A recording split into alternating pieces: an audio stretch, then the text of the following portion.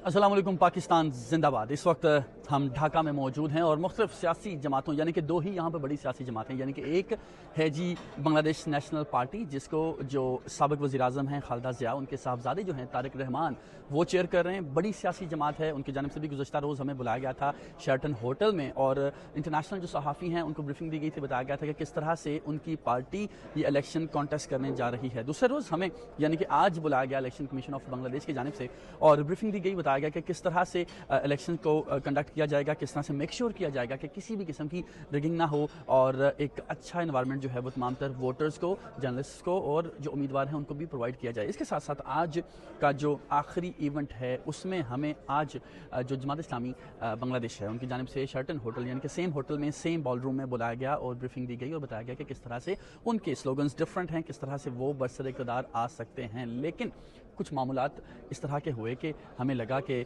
कुछ स्टैट्स बड़े डिफरेंट हैं जिनके हवाले से अपने नाज़रीन को बताना बड़ा अहम है। फॉर एग्जांपल आप देखिए कि मजमूई तौर पर 356 यानी कि 342 सीट्स होती हैं जी पाकिस्तान की नेशनल असम्बली में, लेकिन यहाँ पर चूँकि एक ही असम्बली है तो उसकी सीट्स हैं जी 356 और वहाँ पे 300 नशिस्तें ऐसी हैं जिन पर जनरल इलेक्शंस बराह रास्त होते हैं और तकरीबन 50 नशिस्तें ऐसी हैं जो कि ख़वातीन के लिए रिजर्व रखी गई हैं। अब 299 सीट्स ऐसी होंगी जिन पर कल इंतखाबात होंगे। दैट मीन्स कि एक कैंडिडेट की डेथ की वजह से जो ज़ाहिर है वहाँ पे इलेक्शन जो है उनको पोस्टपोन कर दिया गया। मजमूई तौर पर 11 दिसंबर को स्केड्यूल की अनाउंसमेंट की गई थी और तकरीबन 19 दिन मिले तमाम तर जो कैंडिडेट्स थे उनको अपनी कैंपेन के हवाले से और बताया गया कल, चूँकि हमने बताया आपको कि किस तरह से हम पूरा दिन मुख्तलिफ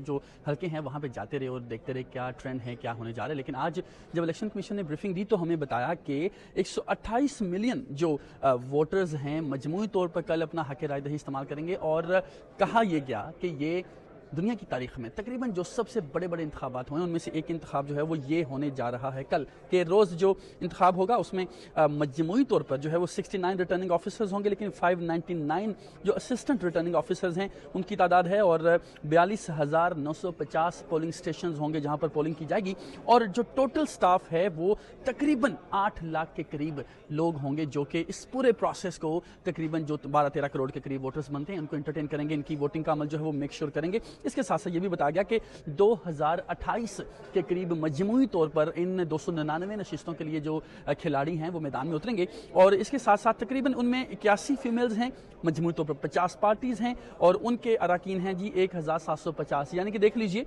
कि 2028 में से अगर आप 1750 कैंडिडेट्स निकालते हैं तो rest of the candidates are basically independent candidates, वो आज़ाद हैसियत में इलेक्शन लड़ेंगे। इसके साथ साथ ये भी बताया गया कि मजमूई तौर पर जो इलेक्शन कमीशन है 5 अरकान पर मुश्तमिल है, एक चीफ इलेक्शन कमिश्नर है, काफ़ी ज़्यादा सिमिलरिटी है पाकिस्तानी जो सिस्टम है उसके साथ भी, और मजमूई तौर पर 5 मेंबर्स हैं जी इलेक्शन कमीशन के। और ये भी बताया गया कि जो गुज़श्ता इंतखाबात थे और अब तक ज़ाहिर है जब दोबारा से चेक किया गया और देखा गया कि कितने वोटर्स मज़ीद ऐड होंगे, कितने ऐसे हैं जो कि अब इस दुनिया में नहीं रहे, तो मजमूई तादाद ऐसी है कि 20 लाख वोटर्स ऐसे हैं जो कि गुज़श्ता इंतखाबात में तो बांग्लादेश में मौजूद थे, ज़िंदा थे, हयात थे, लेकिन इस दफ़ा दे आर नो मोर, सो उनको जो है वो वोटर लिस्टों से माइनस किया गया है। इसके साथ साथ ये भी बताया गया है कि जो वोटिंग का अमल होगा वो सुबह 7:30 से लेके शाम 4:30 बजे तक रहेगा, लेकिन वही पाकिस्तान वाला माहौल होगा कि 4:30 बजे तक ज़ाहिर दरवाजे बंद कर दी जाएंगे। The people who are already inside the polling stations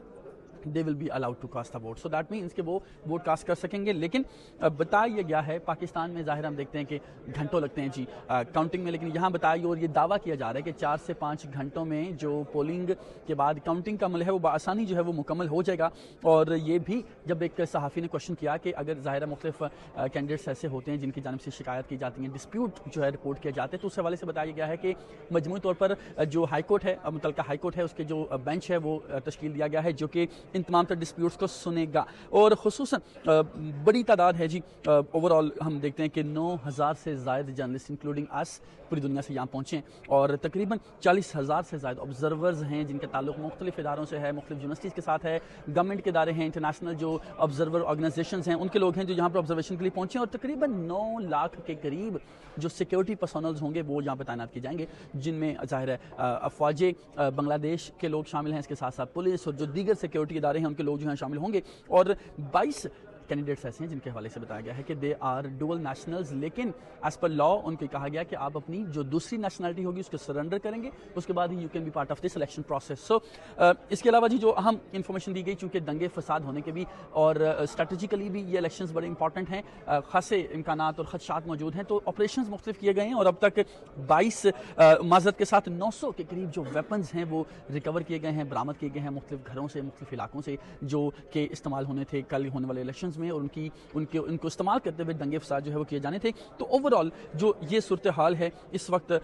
बड़ा आसान अंदाज में बताया गया है कि जो जर्नलिस्ट होंगे उनको अलाउ होगा, वो मोबाइल लेकर अंदर जा सकते हैं, कवरेज कर सकते हैं, यानी कि उस एरिया तक भी जा सकते हैं जहाँ पे लाइन बनी हुई होती है उम्मीदवारों की, और वो वहाँ पे उनसे बात भी कर सकते हैं, उनसे ज़्यादा लाइव कवरेज भी कर सकते हैं, वहाँ पे रिपोर्टिंग कर सकते हैं। लेकिन